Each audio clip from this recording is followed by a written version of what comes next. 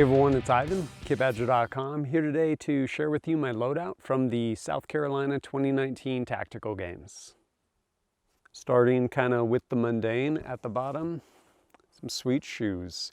I actually had these sent out to my buddies because I wasn't going to be home at time to pick them up and then take them with me. And these are by Lems. They're their Trailhead version 2.0. A little bit wider than the original Trailhead, which I like. I literally pulled them out of a box and ran them Saturday and Sunday, having never worn them before, but did a good job for me. As far as the rest of my attire, I wore this stuff like the entire games. But as far as pants go, I ended up running these guys. I haven't done a review on them yet, but they are by Prometheus Design Works. They are their Odyssey cargo pant, and just that, they're a cargo pant. Cargo pockets on either side and all kinds of other different pockets, which really nice actually. At the games, one of the things they've implemented, I think they got tired of, essentially it's slowing down the course where people had to go back and pick up their magazines, stuff along those lines. So you pretty much had to keep all your magazines on you. Personally, I would rather just throw them in a cargo pocket rather than a dump pouch and have them bouncing around on my waistline. Cargo pockets, for me, tend to keep them a little bit tighter, so they're not banging around. But yeah, really handy having a lot of pockets, especially being able to drop extra mags, because one, being able to carry extra magazines depending on how your gear is set up, because they had some like crazy Corsa fire with like 5 pistol mags, even though nobody, even law enforcement who carries a pistol as a primary, carries 5 pistol mags. But anyway, it gave you different pockets, different options where you could basically stow things, to include dumping mags when you finish the stage. Additionally, there's some stretch to these. Pretty awesome, like dynamic fabric. And with that, also really lightweight. And it was really, really hot down there. Like really hot. Those ended up soaked, everything ended up soaked, but those definitely dried quick, which was a bonus. On top of that, had to rep my sweet I'm Idaho t-shirt because it's awesome. And that is pretty much clothes-wise what I had going. Something else, not totally clothes-wise, but kind of, gloves. I didn't end up wearing these in all the different battles. I wore them in numerous different events though. And where I am with gloves is it going to help me, i.e. like prevent injury, or is there something I'm going to be climbing over where these may actually end up helping me, in which case I'll wear them. If not, I won't. So by way of example, gloves, not my favorite for like rope climbs, but moving through structures and stuff like that, where you have a higher probability of tearing your hands up, especially if you need to climb over something or through something, tunnels and whatnot. That's more where these, for me personally, kind of shine. These guys by First Spear did a pretty good job. I wear prescription lenses. To that end, I ended up rocking these guys. I have and continue to wear them because it's pretty much my only set of ballistic lensed glasses, but these are the Directors by Smith Elite. And as far as ear pro goes, a lot of different options out there, unless you're like, hey, I'm going to train how I fight. I want over-ear hearing protection so I can just sweat into them when the heat index is like 105 degrees. If that's you, do you. Personally, low pro, man. Over-ear hearing protection is not going to help you climb ropes or do most any other thing. And so to that end, ended up using these Surefire. I think they're the EP4 or something like that. I'll put it down below because I don't remember, but basically Surefire in-ear hearing protection. Past that, I'll get into the kind of gear that I ended up running. When it comes to belt setups, tons of options out there. For me personally, what I found works best is an inner belt and an outer belt. To that end, this is by Arbor Arms. And inner belt right here basically holds your pants up and then has female Velcro on the outside. So it ends up marrying up with the male Velcro on the inside of this belt. This is actually a 3-belt system. So this belt with a Cobra buckle actually has a outer pad for this. Pretty handy. It essentially has all these laser cut pals So you can, one, makes it really easy to actually mount pouches, and then two, if you need to route sections of essentially the belt out, you can do that so that you can actually mount your holster or something along those lines. Also, cover buckle, really easy to take on and off. For mag pouches, ended up running these guys by EMDOM, I guess it is, and their rifle pouch as well as their pistol pouch.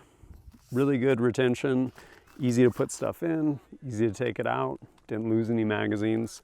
One thing I will say also is, with respect to like rifle mags, for example, if you end up in some crazy course of fire where you need like 5 pistol mags, ideally having some sort of mag pouch where you can actually put your pistol mags into your rifle pouch and it'll retain them, for the sake of running the stage where for some reason there's 5 pistol magazines. But these actually did a really good job there with respect to being able to hold, maintain all the mags I needed. And then if I had something more than this right here, I was able to address it actually with my plate carrier. As far as holsters go, lots of options out there. See some people still kind of running like range holsters. Nobody cares about your sub-second draw time when your pistol's like 10 yards behind you. Personally, I want something with active retention. So to that end, I ended up getting this guy made. It is by Squared Away Customs, and there you go.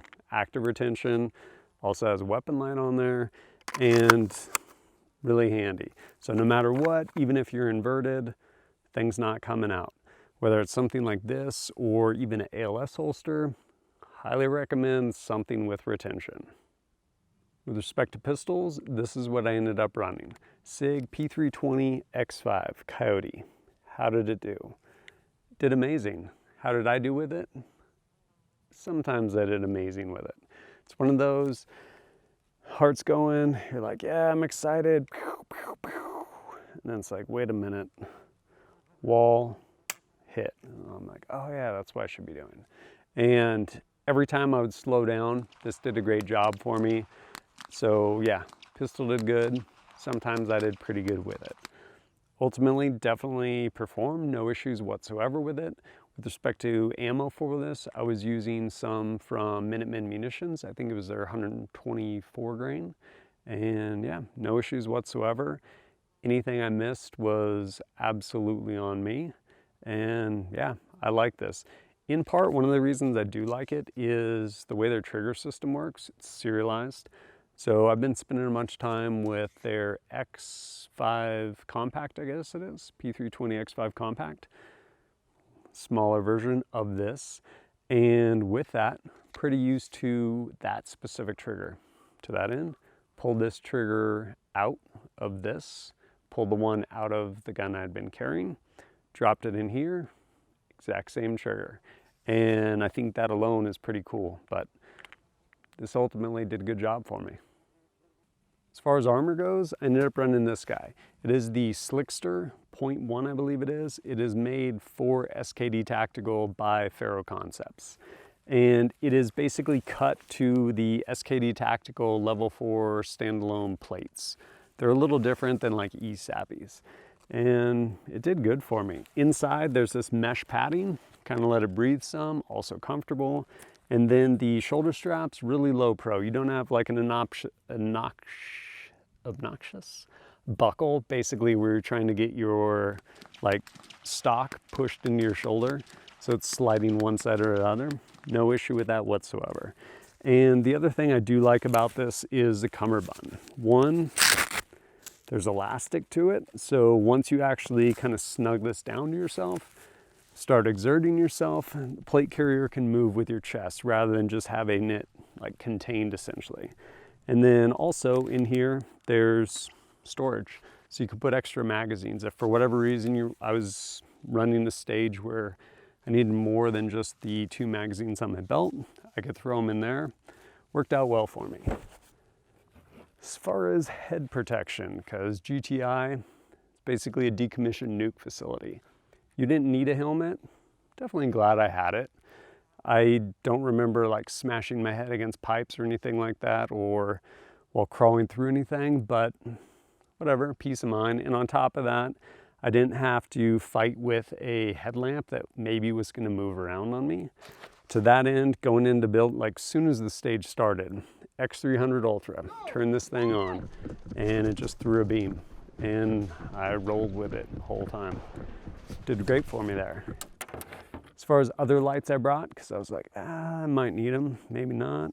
Basically a scout light, this other little guy. And yeah, just kind of some redundancy in case I needed extra light. As far as my long gun went, ended up running this guy, Sugar Weasel by Q. This one happens to have a prototype upper on it, 12.75 inch, 5.56. Did an awesome job. Geissele Super Dynamic Enhanced Trigger, running these arc mags by Tango down. They did a great job for me, no issues whatsoever. I was running the Minuteman Munitions 55 grain and Edgar Sherman design sling on here. This guy was super clutch. Grip Stop by True North Concepts. And this is also awesome. I see more and more of them getting ran out there. Per the rules at the tactical games, you can't have any magnified optics. So this is actually a 1X with an etched reticle. Really nice, really clean, and yeah, I like using it. Additionally, I have it on a Scalarworks mount, and I ended up running these Ultradyne Sights. They basically have like a rear aperture and a front aperture, both circles. And there was a stage where we ended up needing to go up to these different 4th and then 8th story, I believe, in this building. Needed to run irons. So I was like, all right, kind of curious about repeatability. Pulled this all the way off rather than trying to run through them. And threw these guys up. Didn't drop any rounds. I was pretty stoked. And then when I was done, throw those down, crank this guy back on. And yeah, I don't think I dropped any rounds with this either. So repeatable, and I actually really like these sights as well. Because supposedly you can't use a comp or muzzle brake, even though there were some out there. I wasn't gonna go ahead and use the cherry bomb that is usually on this. So I threw this suppressor on there. This is the, not the Thunder Chicken, this is the Trash Panda by Q. And during a kind of spin decks where we blasted through like 80 rounds from like 3 or 4 positions, this ended up getting super hot, melted. This suppressor cover was not, I actually made it at Coltac, not made for that volume of fire. This is made to go on like a bolt gun where much slower rate of fire. So it melted on there. But I will say overall, this did a really good job for me. And to that end, nothing that I ran, I was like, oh man, like if I changed that, like things would have worked out differently for me. No, like everything I had performed and no malfunctions or anything like that. And yeah, all my gear worked for me. With that, that was my loadout from the Tactical Games South Carolina 2019. Had a great time out there, largely just being around friends and stuff like that. It was a great time. If you're looking at doing it, don't put barriers in front of you. Do you need this gear per se? No. Pretty much you just need to check the boxes. Plate carrier, holster, belt, sling, all that stuff. Like run with whatever you got. If at the end of it you see deficiencies, fill those for the next time, but come out and have fun at the end of the day. And as always, thanks for joining us at kitbadger.com. Look forward to seeing you next time.